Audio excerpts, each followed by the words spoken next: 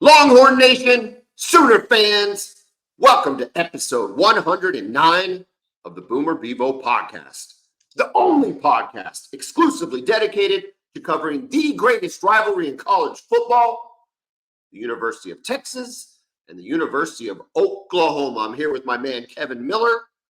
I am John Whitson. Kevin, the year was 1992. I had just made it to summer and I got hit with a complicated appendix rupture.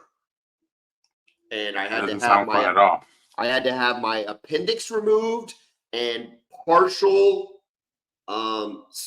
small intestine cut out. And I was in the hospital for over 9 days. Okay. Sounds horrible. One of the memories from this hospital stay is the very first game of the Dream Team occurred while I was in the hospital. My dad snuck me in some McDonald's. I was finally cleared to eat, and I got chicken nuggets with sweet and sour sauce and fries and a Coke. I think I only ate like 3 nuggets because of whatever, but that doesn't matter. I sat there and I watched the very first ever Dream Team game, including the likes of Magic, MJ, Larry Bird, Barkley, David Robinson, Patrick Ewing. The team was iconic. Great, one of the greatest teams of all time. The team for the 2024 Olympics has been announced. Grant Hill is the managing director. Have you seen who is on this team? You know I did. First of all, shout out to Grant Hill. You know I love that guy. I'm not a Duke guy like you are, but I love Grant Hill. One of my all-time favorite players and people. I wonder if even North Carolina fan likes Grant Hill. Like, I wonder if they do, if they respect him, because he really is an elder statesman of the game. You know what I mean? Correct. I love Grant Hill. And injuries derailed his career. That dude was a dog. He could do it all. Best dunk ever in a Final Four? One up. He was fantastic in that game. Yeah, back-to-back titles. Duke had struggled against UNLV in the previous year, and I think that was against Kansas. I think they had beat UNLV in the Final Four game to play Kansas. Anyway, they were fantastic. All right, managing director, Paris 2024. Here's your team, okay? You have LeBron, Steph, KD, Embiid, Anthony Davis, Devin Booker, Anthony Edwards, Jason Tatum, Bam Adebayo, Tyrese Halliburton, Drew Holiday, and Kawhi Leonard. My first question is, no SGA? Is that a slight on the potential MVP or the runner-up to the MVP? Or that is not a slight. It's not a slight because SGA is from Canada. Whoa! He's playing for Canada. Is he going to be playing for Canada? He will, along with Lugens Dort. He'll be playing for Canada. Listen to me. They've got some dudes now. Canada does. Don't sleep on these dudes. Okay, you know how the game has truly become a global game. Okay. And they have a lot of NBA players on their squad. This was not a setup question for you. I truly had no idea he was from Canada. I feel like a less than Thunder fan right now, and maybe I am. I had no idea. This is fascinating. So he's from Canada, but he played at Kentucky, though. He played at Kentucky, correct. Okay. All right. No, I love it. Okay. Lou Dort's any other Canadians we need to know about? Yeah, they've got some dudes, man. Dylan Brooks is from Canada. Andrew Wiggins is also from Canada.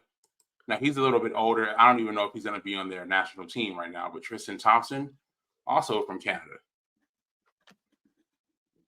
Does that de facto make one of the Kardashians, whichever one it was, like partially Canadian? I don't know how that works. Maybe they're the one that has children with him. Maybe the child may have dual citizenship as a result. Okay. Well, hey, okay. I'm glad I asked then because I saw that and I was like, oh, no SGA. Now, what Grant Hill did say, is that this roster represents defensive versatility. He said that one of the things that's hurt the U.S. in previous international competitions is the lack of defense, especially that the international game is a more physical game, a more defensive game, that refs allow tougher play, and that the United States has typically gone in with the better skilled players, but maybe not the best defensive team. When I read that out to you, do you agree with Grant Hill's assessment of what makes that roster? Yeah, there's some dogs out there. I mean, you got Anthony Davis in the paint, right? And this guy, his ability to switch and roam around and be a dominant shot blocker already sets him apart. Kawhi Leonard is one of the best defensive players in the history of the NBA. As far as Is he still up there in your estimation? Do you still see him as an all defensive type player? not as much. He still shows it in flashes, but he's not the guy he was in 2015 when he's Sure. a two-time Defensive Player of the Year winner. He's maybe not that. Just I think a big problem is the injuries that he's had over the last few years. It's kind of taken a lot of that away. I love the young guys. I Me love too. Anthony. I love Anthony Edwards in this spot. I love Halliburton in this spot. Adebayo. I guess Tatum isn't a young guy anymore. I mean, I think Jason Tatum was a no-brainer. That guy is so fun to One watch. of the best players in the league for sure. But the young Edwards, Adebayo, and Halliburton, I'm so glad that they got a foot in on this roster, because I think that you have to have that. I don't know, man. Even after watching the Lakers beat New Orleans last night, Anthony Davis is still, I don't know, dude. He just doesn't do it for me. He doesn't move the needle for me at all. What is it with him that you don't like?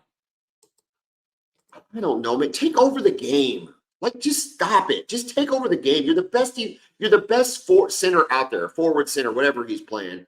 Nobody can guard you. Get the ball on the block and go to work. And he just doesn't do it. It's so frustrating. I don't know. I'm just not an He did go for Anthony 20 Davis and guy. 15 yesterday. Yes, I know. We're going to talk about. We'll come back. 24.7 and 12.6 a game this year rebounds. All right. Maybe that. But hey, maybe he just doesn't pass their eye test. He doesn't pass their eye test. He just never has. He fades when he gets in the playoffs. He hasn't had a historically good run in the playoffs. I know they have their one, in quotation mark, championship from the bubble, which I don't know about all that. That was such a weak ending to that season. It was a weird season. Sure. But whatever. It's fine. I really like this. Okay, so my question, I led with 1992. So we're talking 32 years ago. Yeah, 32 years ago. Uh-huh. You look at the roster in 1992 and you look at the roster in 2024. I don't want to turn this into an MJ LeBron debate, but which roster are you taking in a 3-game series, 5-game series, whatever the case may be? That's tough, right? It's hard to compare eras, right? If we were playing, I would love to see the players from back then play the style of the game that's played today with the different spacing and the positional versatility, right? Because David Robinson playing in today's game, I mean, he'd be the best player in the league, right? Yes. Because he's 7'1", could handle the ball, can shoot. He'd be a 3-point shooter now, instead of he can shoot from, he always had that 18, 20-footer. Now he just extended to the 3-point line. Such a skilled athlete. So if we were playing today's rules, I would love to see the original Dream Team against this one. And it's hard for me to ever pick against that team, man. I think I'm going to throw out a curveball that maybe you aren't expecting, okay? But if you look at the 1992 team and the makeup of that team, okay, they're legends. Every name on there is a legend in some form or fashion. But when it occurs in 1992, Bird's past his prime. Bird is at best. He's on his way out. I think he had one more year. He's a ceremonial player on this team. Okay, he's not the Larry Bird, from 86, 87, and 88, right? He's all sorts of bone spurs in his ankles and his back issues. Yeah. Magic just diagnosed with the HIV. Which, by the way, I've never seen a guy healthier in my life than Magic Johnson. So whatever cocktail he got on 30 years ago was solid. But anyway, he's out of the league. So as the circumstances existed at the time, he hadn't been playing. Leitner, they wanted to homage to. It was so well. They should have gone Shaq. They wanted some homage to amateurism, right? They wanted some link to amateurism. And yes, I agree. They should have gone with Shaq. Leitner was a great college basketball. We've talked about Leitner on this podcast before, and he's coming off a historic season in '92. However, come on, stop it. And then I look at like Chris Mullins, a nice player at the time. I don't know. I always thought he was a weird mix. I think Drexler, Pippen, Malone. I mean, those guys were solid. That was right in their heyday. That was Pippen. I mean, it's peak Jordan, peak Pippen. Absolutely peak Jordan. Probably at his absolute peak. Probably peak Drexler. Maybe. Yeah, I would think so. Barkley, really, really good. Stockton, Malone, they hadn't aged out yet. They had many years to go. So, obviously Robinson and Ewing. So anyway, I say all that to say there are some key pieces of that dream team that don't match up very well, I don't think, with 2024's version. Yeah, no, I agree with that. The Bird thing, like you said, it was a more of a career achievement. We can't leave him off of this team, right? Even if he plays 5 minutes a game, he had to be there. Leitner, again, shouldn't have been there. I'm curious, though. It's so interesting because the game was so physical back then, right? Now the game is more spread out. So I guess it would depend on what rules we're playing with. Are we playing with 92 rules? Or are we playing with 2024 rules? If it's 2024 rules, I would love to see, like I said, that old school team, spreading out the court, letting the guards really cook like that. Because imagine trying to defend Jordan in this era of basketball.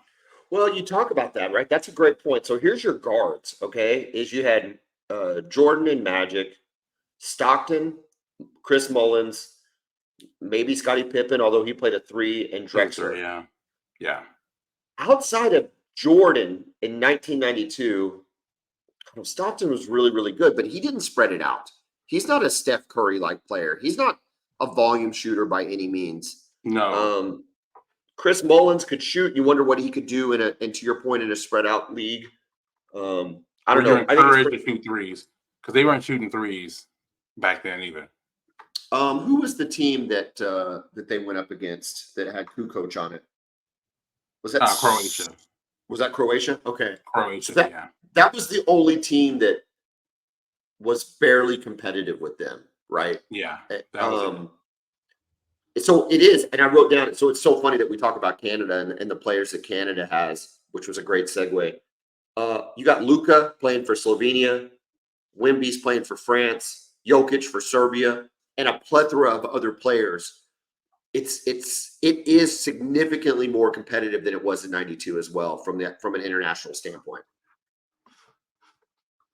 Oh yeah, it's not even close, and you have to credit that moment. I know a lot of players like Pau Gasol, Dirk said that the '92 Olympics was really their first introduction of what basketball could be, and really motivated them. Like Dirk ended up choosing basketball over tennis after the '92 Olympics. It caused those guys to really dedicate themselves to this sport.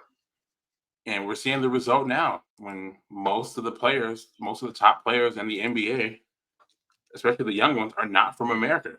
Who would have ever thought we'd see something like that? Oh, yeah. I mean, you're talking your rookie of the year, Wembanyama, your potential MVP, and the last 2 MVPs in Jokic. So Luka is who I meant. And then the potential runner-up to the MVP being from Canada, which maybe that's not that big of a stretch. He did play college ball at Kentucky. But at the same time, that's 4 players. That's your top 4 players in the league. You know what I mean with Wemby. But your top 4 players and your number 1 young player for a very long time, and they're all not from the United States. Let me ask you this. Is that a celebration of what is out there internationally, or is that a condemnation of what's occurred with AAU ball and the college game? I think it's also AAU has a lot to do with it. How so? Well, just the way the development is, players are moving all over the place from AAU team to AAU team. They're not learning the fundamental skills. They're trying to, do exciting dunks, and they're not learning how to play. They're just not learning how to actually play the game. Whereas in Europe, you get picked up by a club team, you're practicing in a structured practice every day, learning how to pass, you're learning how to shoot, you're learning how to defend, you're learning how to play the pick and roll, all these fundamental things. Also over there, you can become pro at a young age. By the time you get here, you're ready to go. You're not intimidated by playing, you know, in an NBA arena on the road because you play at places where a riot is about to break out almost every game. So Yeah, I think it something needs seems to change with this AAU stuff, man. it seems weird to say, but yes, they're more battle hardened. They're the level of intensity of competition that they've played in is definitely. I mean, you look at Wembanyama, you look at Giannis, all those guys have played at such a higher level. You know what's so interesting about you mentioned the AAU. So as I understand it, um, at very top levels, there are some AAU clubs, but so much of AAU and competitive basketball is one-off teams that get formed together. And I think about it locally here in Oklahoma City, and there's just not these ginormous kind of club structures, right, where kids start at 5 years old and work through a club program all the way up until they're in high school, a la soccer, right, which is a very structured sport and creates that. So it's interesting to me that the US hasn't adopted that model but I think it speaks to what has always been the case with basketball is that it's very grassroots. It's at the same time urban and rural, right? Because it's urban in the sense that in the streets of New York City and Chicago and LA, dudes meet up and play ball. Also, though, from a rural standpoint, I think about in terms of like my girls' basketball team that I've watched, and I got to watch some of the boys' basketball team in small towns across Oklahoma and Texas.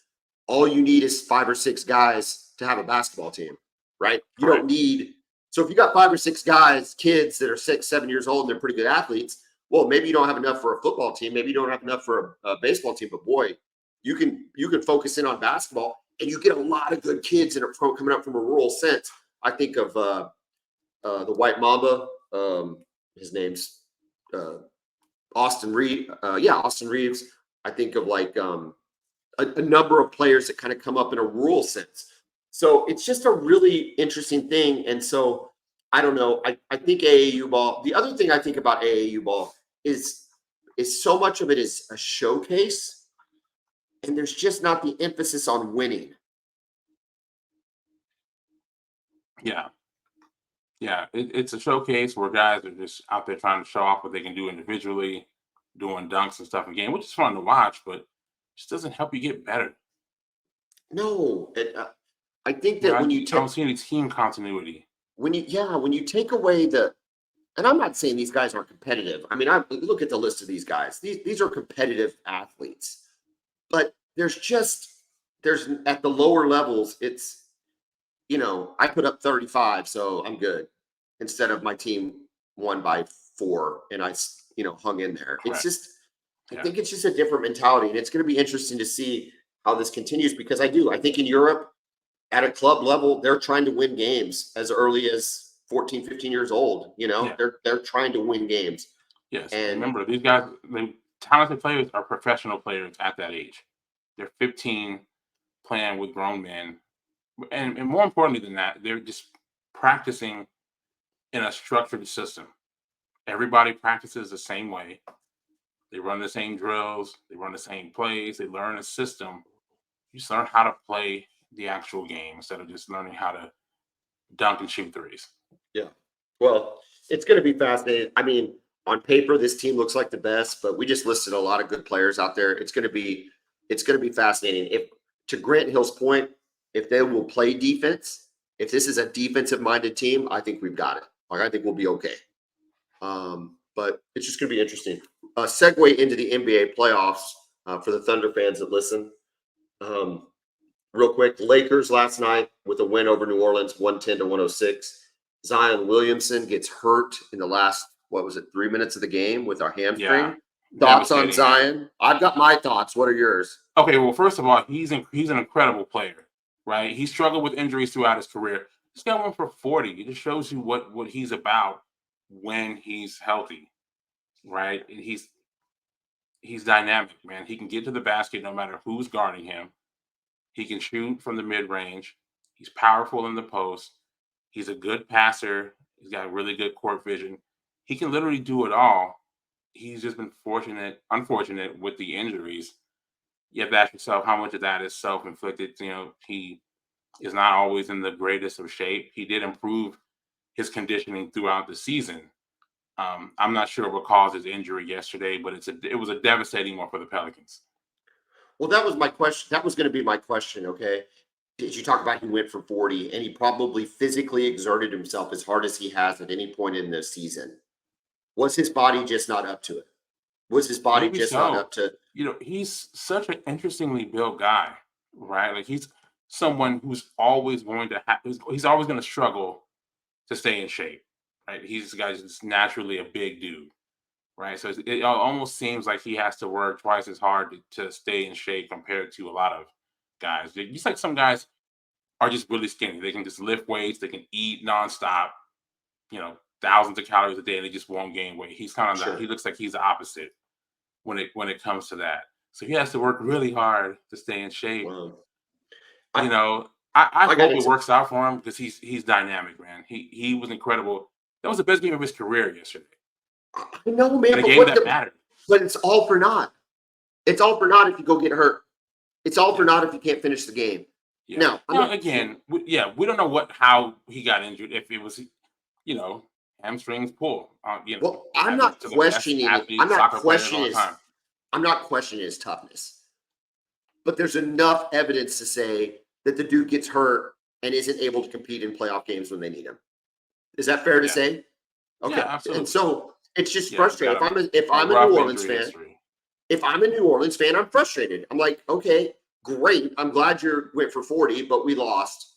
And LA didn't look that good last night. Like it wasn't some dominant performance by LA. In fact, I thought New Orleans looked better for a lot of that game. So anyway, Sacramento beats Golden State. Sacramento will play New Orleans for the 8th seed. That's who will face Oklahoma City on April 21st. The game they will play is on April 19th. 2 days later, will be game one, TNT game. But real quick on Golden State, end of an era. Is the dynasty done? You know, it's certainly looking like it. Certainly, they got smacked around yesterday. That game was not close. It was never really close. They were all over him. They couldn't defend at all. Klay Thompson might be the end of him being there in Golden State. I mean, and he goes 0 of 10 from the field, 0 points. Kind of hard to believe. And I know he's had the injuries. He's just not the same guy, unfortunately. So they gotta have to change something. And I know they don't want to break those guys up. And it's tough. They have to be kind of delicate with it because like the GM said, Because Draymond's a baby. Is that why? Is that why you have to be that's not delicate really with it? Draymond. No, it's more Clay than Draymond. Okay. Because eventually he'll have a statue outside of the arena. So I think they, don't want to just cast him aside, but they have to figure out something because as they're currently constructed, they're nowhere near good enough to compete for the title, and that's what their fans and their players are used to. Um, Sacramento, you said, handled them pretty well. They did. It was 118 to 94. They're going to go up against New Orleans, who's not going to have a Zion Williamson. Sacramento will be the favorite. How does Oklahoma City match up with a likely series against the Sacramento Kings? Well, I think Thunder fans are definitely going to be relieved, right, that the Lakers won that game last night because that's really the one matchup that I don't think would have been a good one for the Thunder. They're just so big with Anthony Davis. LeBron gets to the basket whenever he wants, and the Thunder don't have the necessary size inside to really defend both Anthony Davis and LeBron coming to the basket. Also, Rui Hachimura is a bad matchup for him too because he's 6'9" and he's really bigger than anybody the Thunder has. But I like the Sacramento matchup. Sabonis can be a problem because he can be a dominant rebounder. I believe he led the league in rebounding this year. But overall, I like the Thunder. I think they match up pretty well against Sacramento. They'll find it really hard to defend Shea and Jalen Williams. And also, I think Chet roaming around will be a problem for them as well. So I like the Thunder in the matchup against the Kings. Same with All New right. Orleans too. Even if New Orleans were to win, I would like the matchup too for the Thunder. All right. All this talk about basketball. This is a football podcast, Kevin, and we're talking spring game. I went off on a tangent. I apologize. That's okay. It's our podcast. We can talk about whatever we want. However, that being said, it is the spring game for both schools. April 20th. Oklahoma's is at 1 o'clock. Texas is what time? Same time. Same time. We're going to be dueling on ESPN Plus and the Longhorn Network. Kevin, let's start with the Texas Longhorns. Okay, let's start with Texas. Okay. Well, ladies first. And so, what would what are we looking at with Texas? Also, want to ask about any potential recruiting official visits and or transfer portal visits that are going to be there at DKR for the spring game. Also, one other quick question: do y'all not charge for your spring game? Is No. it free? Yes. Are you weirded out that we charge for our spring game? A little bit. A little bit. We've charged for our spring game for 20 years. I know. I don't know what other schools do. I have no idea. I didn't realize you guys charge for yours until I went to your spring game in 2018. And I guess I'm weirded out. Someone's like, I have tickets. I guess I'm weirded out that other schools don't charge. Like, yeah. To me, it just seems it's like not a big deal. And we've always had such a good crowd there that clearly that hasn't affected it. Although the weather could be sketchy, but we'll get to Oklahoma. So let's talk Texas. Who are we looking at? What are we looking for? And who will be there on the sidelines taking it all in? Well, you know how this goes, right? We're always looking at the quarterbacks.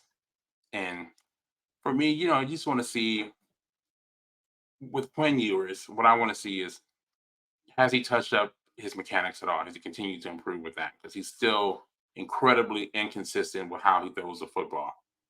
And I mean setting his feet. He throws leaning back, off balance a lot, which can be good if you're under duress in the pocket, but sometimes he does it from just a very clean pocket.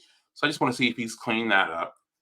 Another thing I'm looking for are the receivers, right? We talked about this on the podcast. All the guys they lost. Worthy's gone. A.D. Mitchell's gone. Jatavian Sanders is gone. Jordan Whittington is gone. So our top pass catchers are gone. We've got some really, really talented players there, though. Isaiah Bond, transfer from Alabama, is there. I'm going to see how he's picked up the system so far. I'm going to check out his routes. Also, DeAndre Moore, young receiver. And, of course, Jonte Cook, 5-star receiver. Got a little bit of playing time last year as a true freshman. These are expected to be the starters this year. I want to see how they look.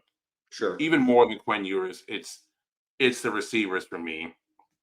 Defensively, so maybe the relationship with Quinn and the receivers is what you're. Have they been able to build their timing? Have they been able to get that down? Build some kind of rapport, chemistry, whatever you want to call it. I want to see how they look. I want to see how the routes look. I want to see the timing of the offense with the passing game. As far as the running game goes, I'm not expecting them to run the ball too much, at least with their key guys. We pretty much know what they have with C.J. Baxter and with Jaden Blue, right? It's kind of a thunder and lightning type situation. I think we're going to be really good running the football this year. I expect it to actually be the strength of the football team with the offensive line back. So I want to see the receivers defensively, all right, more than anything else. I want to see the secondary. And I know the biggest question is going to be the interior defensive line. Byron Murphy's gone. T'Vondre Sweat's gone. There are questions there. Those questions to me aren't going to be answered on Saturday, right? Yeah. They're still looking in the portal for interior defensive linemen. But I want to see the secondary, right? We lose some guys. A lot of Texas fans will tell you it's addition by subtraction. Jaron Thompson's gone. Keaton Crawford's gone. Love those guys for their contributions to the program. But those guys did not bring a lot when it came to coverage. We've got some better athletes out there. I want to see Derek Williams, sophomore out of Louisiana, how he looks. Andrew Makuba, transfer from Clemson, 3-year starter for them. He's in our secondary now. I want to see how he looks too. I want to see that coverage tighten up because, as you know, as an OU fan, there were some breakdowns, especially in the middle, and those were from the linebackers and the safeties. So I want to see if there's been improvement there. That's what I'm really looking for on Saturday. Well, you had a true freshman playing safety last year, right? Or was he playing Yeah, he corner? was good though. Yeah, He was a safety. We had a yeah, true freshman that played some corner too, Manny Muhammad, who I think is going to be a stud. But he's not really one of my biggest concerns. It's the safeties more okay. than anything else than the corners. I think we'll be solid at corner. Safety, I'm more concerned about. You talk about defensive linemen, and that y'all are targeting in the portal. Everybody targets defensive linemen in the portal. Is anybody in particular that you're aware of going to be there at the game? I Yeah, there's a sorry kid, if Bill you didn't Norton. prepare for this. Okay, go ahead. No, I got you. There's a kid named Bill Norton who was at Arizona last year. He actually already transferred. He started off at Georgia and didn't play much his first year at Georgia. Went to Arizona, played a lot, was starter for them last year. Had a good season, and their defensive coordinator, really their whole staff. After the Yeah. head coach went to Washington, the defensive coordinator is now at Texas. Okay. So he'll be on campus this weekend. He's probably the biggest one. The thing about defensive linemen, it's really tricky. It's hard to find them in the portal because the majority of them aren't transferring if they're good. And, it takes a Sure. situation like this, a coach leaving, more than them just transferring from before a lack of playing time. Because you know how it goes, man. If you have five good defensive linemen, They play. you're rotating them. They Yeah, all they play. play. They Yeah, all they play play. a lot. That way, Yeah. fewer snaps, they can play as hard as they can for those snaps. So, but Bill Norton's a guy they're really looking at. I think they would be the favorite to get him. Just having, and they also got the other defensive tackle, the Savea kid from Arizona last year too. So it just really makes sense. Norton's more of a nose tackle than anything else. So, I'm not saying he's going to be Devondre Sweat, but he's somebody who can potentially fill that role. Sure. I mean, obviously recruited by Georgia, and he had to be high up on the 4 or 5 star list coming out of high school. Probably was my guess. Yes. 4. Yeah. Okay. Um, what does Texas's roster situation look like? Because when we talk about Oklahoma, as of last count, and maybe a guy has moved in or out, but there was 80. We had 86 scholarships, and we got to get to 80. So even if we go after some guys, we're going to have to drop a minimum of 6 guys and maybe more. What Yeah. is Texas's situation Very look like? similar. Now they've had about 3 guys leave so far. Nobody that it's we like to make fun of rival schools for when players leave. Oh, there's a mass exodus. Really, it doesn't matter unless you're losing key starters, Sure. right? That's when it matters. Now, you don't want to lose some of your young, talented guys because of what they can become, but that's how college football is right now, right? If you're talented and you're not playing a lot, you got to transfer for the most part. So they've lost a few guys. Last I checked, they were at 83, I Okay. believe. So there's still some more guys that are going to need to leave before the roster is going to be set. Do you have any So, idea how those conversations are had? And you doesn't the know, portal close up pretty quickly? it's Isn't a it closing? actually, it's a 2-week window. Okay. So And it where are just we at opened in? on Monday. We are 3 Okay. days in. Okay. So we have another. We have time to process them.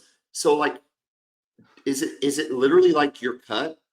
I mean, is that the conversation? Like, I how think does you're it work? probably encouraged to seek other opportunities.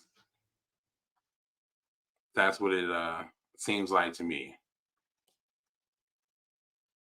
Yeah, I know, I get it, but what happens if a kid's like doesn't get it and says, "Oh no, I like it here at Texas. I like it here at Oklahoma." That's a really good question. That's a really good question. Now, listen, scholarships have never been their year to year. So Right. perhaps you can say to somebody you don't have a scholarship right now, but we're gonna give you some time. We'll give you a good report, change the other school, but yeah, I think you're no longer on the team. So it's I very think interesting.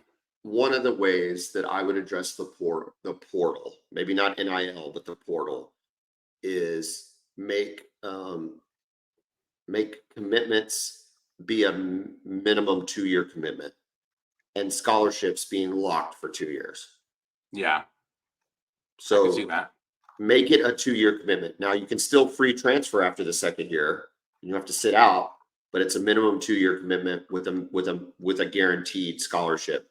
And then also maybe figure out some way to tailor the NIL to also be a minimum 2-year commitment or whatever the case may be. Yeah, something like I don't that. know Yeah. exactly how you would do that, but I just the year to year to year to year it's just exhausting for fans. It's exhausting for coaches.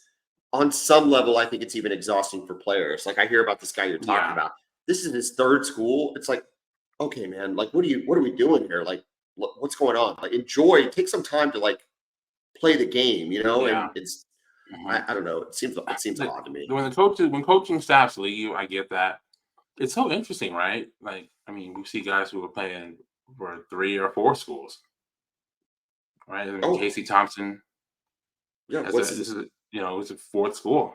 From Texas to Nebraska to FAU to Oklahoma. Oklahoma? Yeah. Yeah, No, so just kind of interesting how that works, right? And for example, but coaches leave, you sign up to play for a coach, all right? Most players aren't like fans. We have loyalty to a school and a program. sure. Most players aren't like that. They want to go to this coach because this coach can help me go to the NFL, right? That coach leaves, you're like, I don't really know this new coach, but I know this other coach, so I'm gonna go here. So yeah. And it's kind of like the same with coaches, right? They go to somewhere, they're there for a year, something changes, then they leave. No, listen. We've talked. We go round and round about this. I just like some regulation around it. Just Yeah. something that creates Well, just I I'm hear pretty more sure I consistency. heard that just today the NCAA is like players can transfer as long as they're academically eligible, they can transfer and be as many times they want to and be Well, immediately eligible. how is that even news? I mean, how I saw that too. How is that even news? Like, what's Well, yeah, did they have but to they make were up? like Did they have to make up an excuse before? they would, and the NCAA would be just absurd with some of their decision making. For example, there was this kid who's a tight end. He's from Illinois and he signed with Georgia. And his mother came down with some sort of form of cancer. Okay. So he transferred from Georgia to University of Illinois. And the NCAA denied his waiver for NCAA or for immediately being eligible. But then at the same time, Justin Fields is transferring from Georgia to Ohio State, and he's immediately eligible. Yeah. I agree. And No. he transferred. He had no reason to go to Ohio State from Georgia other than he wanted to be the starting quarterback. Well, first of Georgia didn't all, know what to do with him.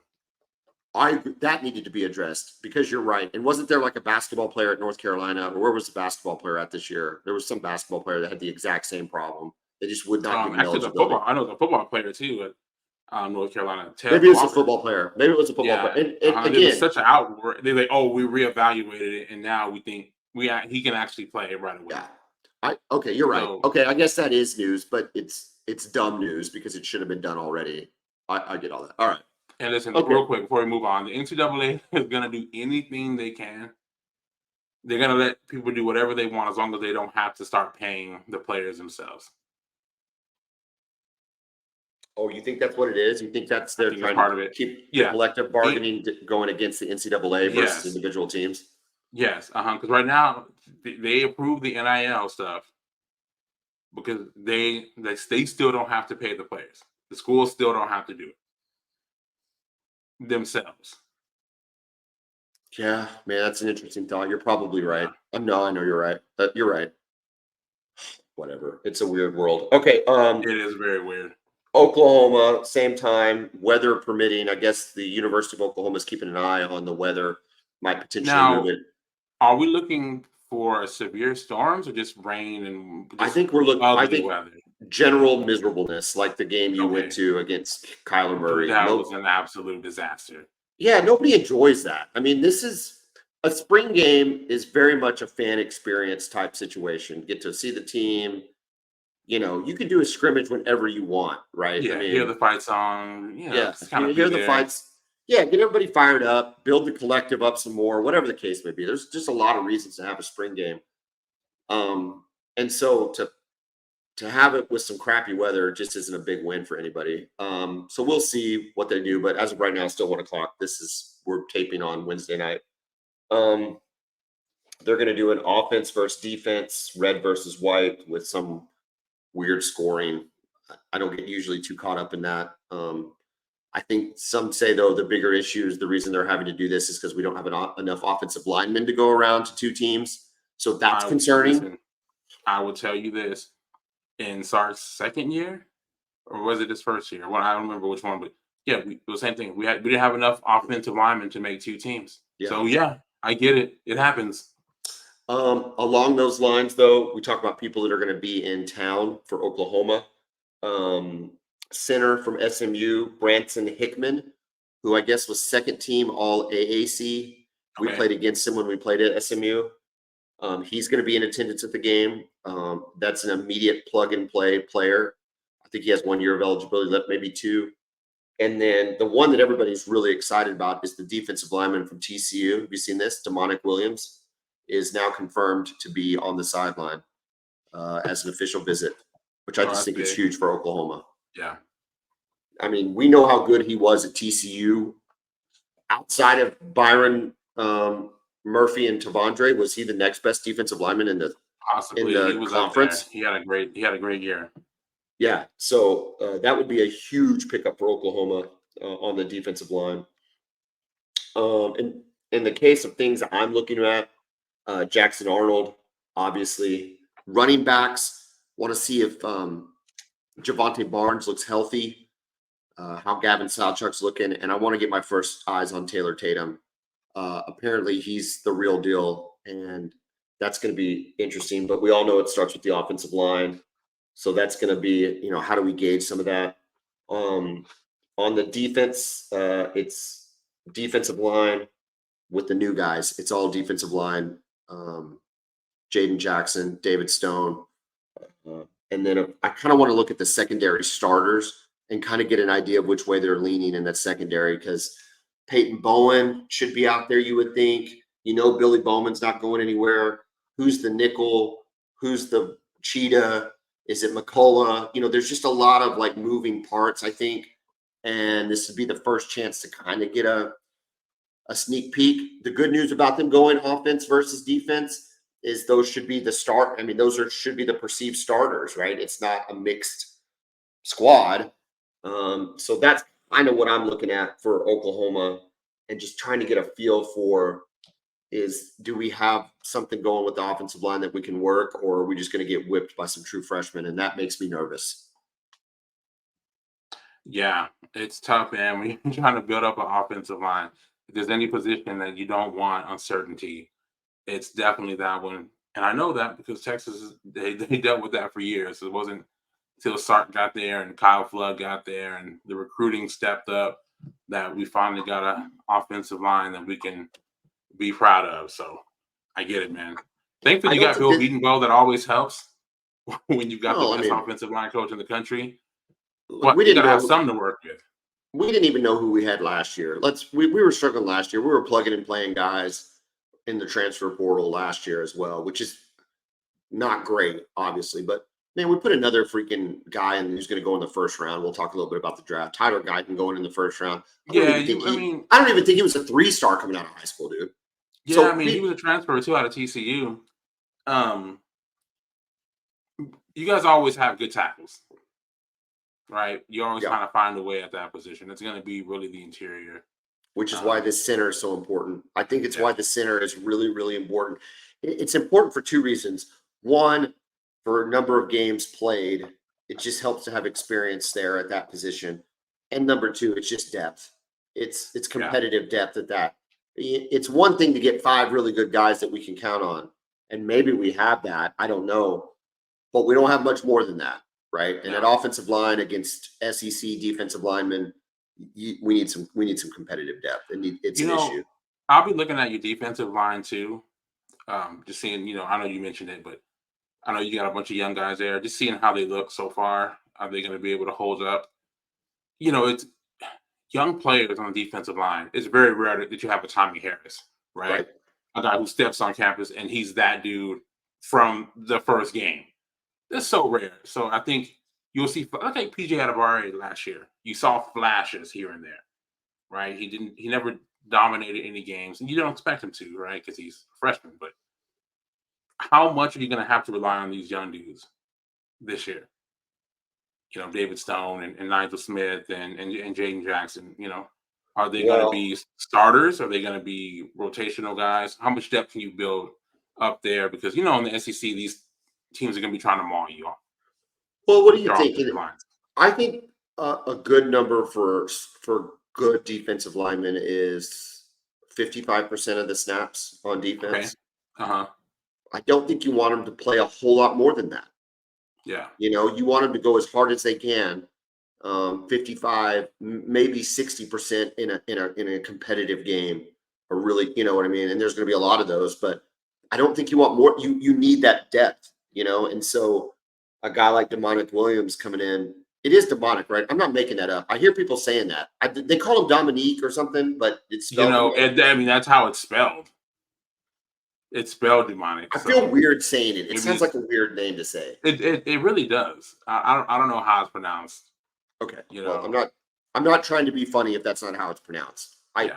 That's how it has been pronounced on the radio all day as I've been listening to, just spring preview and stuff like that. So anyway, Now, but he is adding that, from Southern California, right? From what I believe he is. I heard that they thought Lincoln Riley might have a shot at him. It wouldn't. I mean, just him being from Southern California, you would have to watch for. It seems like you would naturally have to watch for USC here.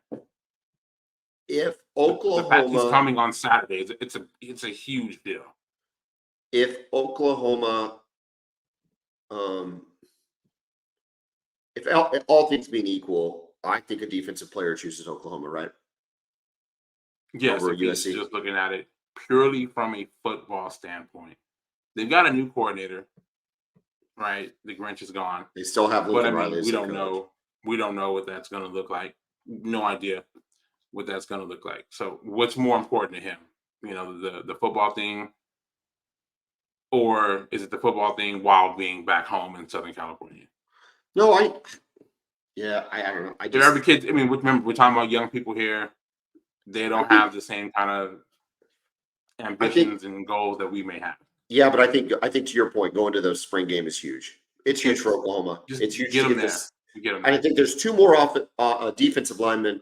I guess a kid, and I don't know their names. A kid out of Indiana State, and a kid maybe out of Purdue. So I'm not 100% sure on that one, but I know for sure it's Indiana State. That struck me as kind of funny. Just because you don't think of that. They play football there. Yeah, I did. Football. Is it the same? Is it that goofy looking dude that played basketball with the glasses and stuff? Anyway, I don't know. There's a spring preview. It's going to be interesting. I'm kind of to the point where I just want to see it. I need a feel for it. I need to see it so that we can talk about it some more, because I feel like we've talked a lot about getting here. So now I want to see it, put it on the field. Real quick, University of Texas, shout out to Scotty Scheffler, Texas Longhorn. We talked about this in the Masters preview. I said if he was putting well, there was nobody that was going to beat him. I was correct. The guy's really, really good, Kevin. Did you get a chance to check any of the Masters out? Actually, I did. I was able to watch pretty much the last half of Sunday, and I'm glad I did, because right when I tuned in is when he kind of went nuts there on the ninth hole, and just it's always good to see, especially in individual sports. We talk about this before, how I'm not a fan, man. I can't handle the one-on-one pressure, just being you against the course.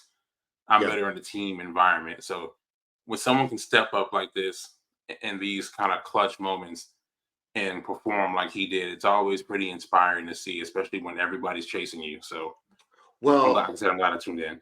What's interesting is he's a very good iron player. That's typically the strength of his game, is ball striking. Putting is far down on the list. He did not hit the ball very well in the front nine. His iron game was not sharp. He had a number of shots short. I know a shot long for sure. He just didn't hit the ball particularly well, but his short game was good enough, and his putting was good enough to keep him in the lead, tied in the lead, just kind of right where he needed to be. And then it's like, to your point on 9, it clicked. I think the birdie putt on 8, he made a big time birdie putt on 8, which I think gave him kind of a boost. Puts it in the fairway at 9, darn near holes it. It looked good to me on TV. I don't know, even watching it, I don't know how that thing doesn't go in. He birdies 9, 10, 13, 14, which he almost holed, 15, 16. The guy he shut it down. Those other guys, they just and nobody could make a run at him. It was pretty impressive. It was a good win for Scotty and a good win for the University of Texas. Is it okay for me? I waited until 50 minutes in the podcast, so I don't get judged on this too harshly. Hopefully people have tuned out. Is it okay if I was rooting for Scotty Scheffler? Is that a betrayal of all things Boomer Bevo Podcast? It's a slight betrayal, but it's not like he's still golfing at Texas. He's out there decked out in burnt orange. I mean, I cheered for Kevin Durant when he was with the Thunder, right? Correct. Yeah, it's fine. It's fine. I cheered for Roy Williams when he played for the Cowboys. And I hate that guy. Oh, that's so funny. I was thinking of the other Roy. I was thinking of your Roy Williams. I was like, well, of course you did. Yeah, of course. No, oh, yeah. The one, the Superman guy, I'll call him. I can tell you, I did not, even as a moderate Cowboys fan, and I'm very moderate, I very much fair weather. I did not cheer for Roy Williams, the wide receiver from Texas, when he played for the Cowboys. I didn't wish him ill, but yeah. I never was very excited when he would score a touchdown and hold the horns up. It was like, okay, stop. Yeah, he's one of those guys, it was so infrequent though that it wasn't really that big a deal, I guess. He had his moments. Dude, was he the biggest waste of talent with somebody of that physique and skill level?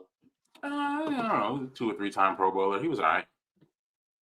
He was okay. I mean, he's always the guy that could have been better. Right. We had a solid career. He wasn't like a bust or anything. Okay, what about at Texas? What's his career at Texas? Oh, no. He held almost every receiving record before Jordan Shipley. Does that further magnify his inability to perform against Oklahoma? Yeah. Yeah. But the whole team had a mental block. Yeah. There's no other explanation for it, seriously, because when you look at those two teams, we talked about. I guess I didn't realize. Back then I did not watch Texas. I did not watch Texas if they weren't playing Oklahoma. Like, I could care less. I find it hard to watch them now, even when I'm preparing for this podcast. But I did not watch him there. So I got to be honest with you. I had no idea that he was that prolific. I knew he was good, but I didn't know he was that prolific with Texas in terms of holding that many records. I wouldn't have put him at number 2 behind Shipley. Yeah, I mean, and that's why those Red River Shootout games were so perplexing. Just because the talent was it was everywhere. I mean, we're talking about first round picks at almost every position: offensive line, defensive line, secondary, linebackers, and of course in the secondary. Your secondary was so good back. Well, my God, they were good. So some of those Mac Brown years where we would lose to Oklahoma, 63-14, 65-13, and then late in the early in the 2010s, there are a couple more blowouts there. It just doesn't make sense, because after that we get Charlie Strong and we've had Charlie Strong, Tom Herman, and Sark, and pretty much every game has been close. They've been competitive in the Red River every single year. That's an interesting thing that you bring up. I want to explore that just for a second. So I'm listening to Teddy Lehman talk about OU going into the SEC next year and how it might not necessarily lead to wins, but playing the best competition is going to raise the level of play at Oklahoma. For example, last year, the best team on our schedule was Texas, and it was the best game we played all year. And so when we go to play Tennessee and Auburn and Alabama and LSU and Texas, we're going to have to raise our game each time. Now, will we have the same performance we had against Texas? That's to be determined. But the psyche will be. So do you think when Oklahoma was playing those games that we just thought we were going to roll you? I mean, do you think that we overlooked Texas? when we were in those Charlie Strong years? Maybe. I mean, it would have been easy to do so compared to normal. And again, right? It's hard to say because I don't understand how with max teams they can be so mentally unprepared for those games. Yeah, because y'all weren't overlooking Oklahoma. You might have overlooked them maybe in 2000. Yeah, 2000 Maybe. because that came out of nowhere. But we Right? were I mean, ranked 10th. nobody. We were ranked 10th in the country, but Correct. it had been a long drought of losses for Oklahoma. I mean, it had been since 96, right? Yeah, and then it just seemed like they were just scared the other years. Oh, you think so? Yeah. Yeah. Yeah, it was a mental edge. It's one of those things where you see it in sports where teams just have another team's number, and it wasn't necessarily a matchup thing. Again, we're talking about some of the most talented teams that Texas has ever had.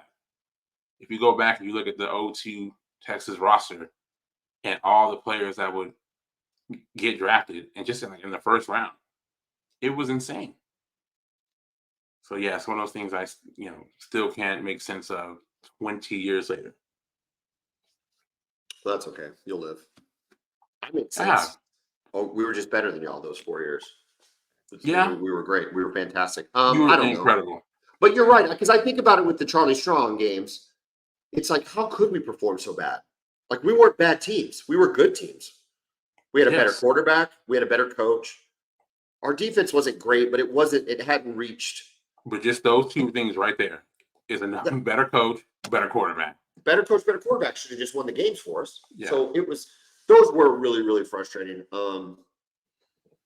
But I think to Ted Lehman's point, Oklahoma has an opportunity to really step up for games. And I think it's gonna energize the program. I think it'll energize Texas too. I think it goes both ways. Y'all played your best game of the year was against Alabama. On the road, yeah. It was against Alabama. It was your best game of the year. Y'all looked fantastic in that game. Everything you wanted to do, you controlled the game from beginning to end. They made a little run, but for the most part, you controlled the game. Why would anything be different? Right? Going in, except for Georgia. That's the game. Yeah. It's rough. Coming off of the Red River Shootout game, which is physically and mentally tough, right? As a fan, you go to that game and you leave exhausted, right? Every one of those games I've been to, I have left just ready to go to sleep. Completely. Win or lose. I'm not saying wasted like drunk, although there's been a couple, but more just like physically like drained and sunburned and hot and sweaty. And if you won, it's like you're elated, but you're still tired. Correct. And if you've lost, you feel like you have the flu. You feel like you got the flu. The gut punch, man. Yeah. It really is. So Texas, after that game, has to play Georgia in Austin. So they're going to have to dig deep big time and really find something. Because coming off that tough physical game and then having to play Georgia. Well, and I don't have your schedule in front of me. You're going to have to get up for Michigan. Now, absolutely, that shouldn't be as tough as it's been, but it's still Michigan. I mean, there's still Michigan. Yeah, you still got players, and it's not like they had a portal. Actually, I mean, listen, most of their guys are leaving. They're going to the draft, but I don't think their roster has gotten turned upside down by the portal. I don't think. Sharon Moore got that job, right? Yes. Yeah. Yeah. No, they did not have the exodus. We've talked about this. It's going to look a lot like maybe Notre Dame. We're going to, when they lost Brian Kelly, we'll see if Sharon Moore is able to kind of capitalize on that, or if it fades away. But you're going to have to get up for Michigan. You have to get up for Oklahoma, and then you got to get up for Georgia. I mean, those are three really big games that you're getting up for early in the season. Like it's not even building so much as was it week 2? Are you playing Michigan week 2? Week 2. I mean, Ann Arbor. Jeez. There's one of two ways, right? You either get up for it. Ted again made this point. What's the hardest schedule Oklahoma's played up until now? It was the 2000 season, and we were able to get up for those games. I don't know. Maybe the thing we'll see if it works for Texas and or for Oklahoma. If that same kind of if the middle piece kicks in. In addition to the middle piece kicking in, is just for me, it's the maturation of the players, at least on Oklahoma's side, especially defensively. I just really feel like our defense is going to keep us in a lot more games. You know, if this would have been a year ago, or God forbid 2 years ago, it would have been a disastrous transition. Like it would have, I think it affects recruiting. I think it would have just been horrible. I just really think Oklahoma's poised to go 9-3, 10-2. We haven't picked them Okay. yet, but I think Yeah. Oklahoma can get to 9 wins. You should look at where Oklahoma has recruited to, right? Look at their base of talent since 20 the class of 22 when Brent took over. He saved that class, or Bob Stoops saved that class. Then the 23 class and the 24 class. You've got highly ranked classes with not a lot of turnover in the portal, plus big portal wins. From a talent standpoint, Oklahoma is not far off from Texas, Alabama, and Georgia in terms of talent-laden roster. Am I wrong? Tell me where I'm wrong. No, you're not. No, you're not. And I told you my very too early theory on. I think you guys will actually be a better team this season than you were last season, but your record may not reflect that because the schedule is so much more difficult. Yeah. Right. You went 10-2 last year and beat the best team on your schedule, but the schedule was pretty weak, right? Yeah. But this year, like I said, you guys could be a better team, but you have to play. The non-conference Temple. No, the non-conference. They're bad. The non-conference is trash. Houston. Tulane's graduated all their players. Tulane's not the same team. Yeah, exactly. In Houston, a lot of roster turnover there. Tennessee is very interesting. Oh, dude, Tennessee's interesting. Is it Tennessee and then Texas, or do we have? You got Tennessee, Auburn, then Texas. Auburn's a really interesting matchup because of what? Oh golly, what's the coach's name? Hugh Freeze. Yeah. You know how that guy can recruit, and the talent that he can get in is you're not sure what you're going to get with Auburn. I don't think they're as bad. I think they will be improved over last year. I don't think they will be as bad as they were last year. Completely agree. And they honestly should have beat Alabama last year. Yeah, and as much as I just said Oklahoma is going to get up to play all of these teams, you better believe these teams are going to get up to play Oklahoma. Oh my God, yes. And Texas. Like this is yeah, man. They want to reinforce these teams a proper SEC welcome. Yeah, they want what real football is like. You know how they are. They want to reinforce that we don't belong. Yeah, I'm gonna show you all real football because y'all have to play real football. They would say. Yeah, which Oklahoma and Texas have played some football over the years. Like exactly, man. I don't think our boys are going to be like all that worried about it. However, the dynamics are just fascinating. Speaking you have to bye, then Texas, South Carolina after that. Also, and you go to Auburn. Too. Let's just mention you host Tennessee, and then you go Tennessee. You go to and then you go to War Eagle. Yes. Then you get the bye after that. We actually both get a bye before the Red River Shootout. We'll need it. We'll both need it. Who do y'all play after Michigan? Who do you play after Michigan? UTSA. And then who's your first conference opponent? Mississippi State. Jeff Levy. Y'all beat Mississippi State. We should beat Mississippi State, but man, freaking Levy's offense, man. And then you have after that. No, okay. So after UTSA, we actually have Louisiana Monroe. So it's Colorado State and Austin. Go to Michigan. Then UTSA, Louisiana Monroe, Mississippi State. First ever SEC game. That's right, because y'all are playing all of your non-conference games early, where we've got the main game against the Black Bears, the throwaway game for the SEC schedule. Correct. Ours is early. So Louisiana Monroe, Mississippi State, which is in Austin. Do you remember before Do you remember before the schedule coming out how insistent I was on a 9-game schedule? Yeah. And now that I see the schedule, I'm thinking eight's fine. Like eight's good. Eight's a good number. You talking about the 9-game conference? Yeah, I think eight's a good Yeah. number after seeing the schedule live and what you Yeah. have to go through. Yeah. I'm thinking eight. Listen, I think eight might be okay. I think we'll just eight. finish it out for those who are listening and watching. After the Red River game, you got South Carolina coming to Norman. Win. Okay. I don't even know who their quarterback's going to be. It would Not be Spencer very Rattler. interesting if it was Rattler. It would be very interesting. Then you go to the Grove, Ole Miss. God, that'd be a great road trip. Mm-hmm. It's going to be interesting to see how they're playing. They've got to replace Quinshon Judkins. Yes. Kiffin will have them running up and down the field. That's where that defensive depth has to come in. It's definitely a game. I'm not going to pick it, but definitely a game we can win. We can definitely be in the game, but a win or lose game. I think at this point, a 50-50 game. Okay. 50-50 game. Absolutely. Maine. We don't need to talk about that. Mm. This one's very interesting. At Missouri. Dude, listen, I don't know where Missouri fan has come from all of a sudden. They're like so cocky. It just blows my mind. They're bringing it on social media. Dude, they're a product of NIL, and I'm not upset about it. It's pretty funny seeing these kind of programs, but yeah, and they're coming hard after Sooner fan. They're coming so hard, and I don't. We haven't heard a word. We haven't heard a peep from a Missouri fan. No, y'all got to deal with A&M. You know. Yeah.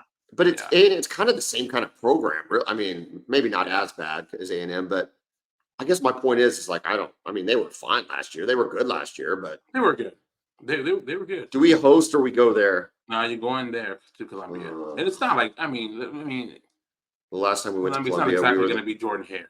The last time we went to Columbia, we were the number one. Last time we went to Columbia, we were the number one team in the country, and Landry Jones had lost. I think that was the year we had beat Florida State. Okay. Again, their stadium. It's win. Not exactly. It's a win. It's not like you're going to Auburn or Florida. It's a win. Okay, next. Roll Tide in Norman. I still think it is outside of Oklahoma and Texas joining the SEC and USC and UCLA and Oregon and Washington join the Big Ten. Outside of like conference realignment, is Alabama under DeBoer the biggest story in college football? Yeah. I mean, the greatest coach of all time retiring, and you're the guy that replaces him. I'm still not writing them off yet. I want to see what the roster looks like. We're hosting them? Yes, they come to Norman November 23rd. We can win that game. Of course you can. Yeah, we can beat them with Saban. You can beat them with DeBoer. Although DeBoer is a great coach. I think DeBoer's a really good coach. I think if he uses Milroe differently than Saban did, I don't think Saban got as much out of Milroe as he could. Okay. That's just the way. Like I didn't like the way they used him against Michigan. Yeah, I didn't think they used him very well against Michigan. I mean, you've seen some of the throws he can make, like he did against Auburn. He even had some good throws against you guys, but it's his legs. Great throws. We got to let him run, though, man. He's got to. Got to let him run and throw deep. Yeah. That system, which is not a Nick Saban thing. He likes a little more game manager, even though, I mean, Bryce Young, you can see it in the NFL, is very much a game manager quarterback. Like he just happened to be in a really good system. Yeah. It was interesting when Sark was there, it was bombs away, but they had 4 first-round receivers. Yeah. And quarterbacks that he can trust. He trusted Tua and trusted Mac Jones. I don't know if he ever trusted Milroe to do that. No, clearly not. I'm curious to see how their receivers look and how they had this spring game. I did not watch it. I haven't seen any clips from it or anything. Didn't they have this spring game? I'm pretty sure they did. Or if not, it's this weekend. Maybe they didn't. I know Georgia did. Well, I don't know. Maybe they didn't. Georgia and Ohio State definitely did. But I want to see how their offense looks. The DeBoer system with Jalen Milroe running it because he's not Michael Penix, though. He's not Michael Penix. No, that guy was deadly accurate, especially against Texas, right? We talked about that before. But I want to see how that system looks. And anyway, that should be a fun game. huge fan base coming to Norman. It's gonna be a great atmosphere. And then we end up with LSU, right? Correct. Baton Rouge, November 30th. So for me, the 3 games in terms of like, if I had to pick them right now, these are not my official picks. I'm just going off the cuff. Texas, Ole Miss, and LSU. Those are the 3 games where I'm like,